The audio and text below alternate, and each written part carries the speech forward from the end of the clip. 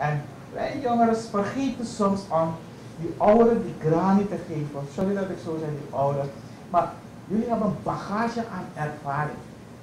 Die wij misschien nog moeten hebben.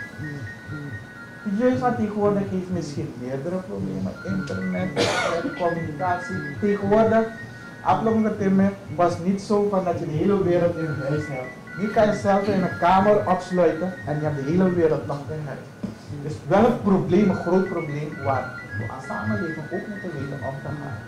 En die kinderen toch een goede opleiding, begeleiding en opleiding te geven. Dus bij deze wil ik u van harte feliciteren, uw ervaring ook te delen met de jeugd. En de jeugd moet ook openstaan voor dit soort zaken, om die lering te dragen. Meestal de discussie tussen de president en IBP. Maar dat is de ene zijde van het verhaal. Die levenservaring om succesvol door het leven te gaan, kunnen wij zeker weten van die ook meekrijgen. Maar dat is een kleinigheid, meestal tegengaan.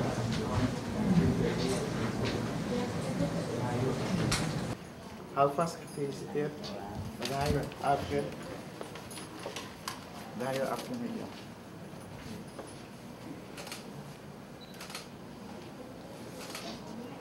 Ja, met gefeliciteerd. Ja. Gefeliciteerd. Ja, het is voor u allen gebruikt. Het is een kleinigheid, maar die grani die wij geven aan u. Gefeliciteerd. Hartelijk bedankt. Gefeliciteerd.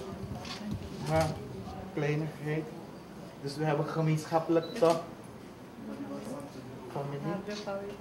Harjo Pawire toch? Ja. Gefeliciteerd. Gefeliciteerd. Maar gefeliciteerd. Alsjeblieft. Succes. Ik hoop dat we u allen heel lang in uw midden mag hebben.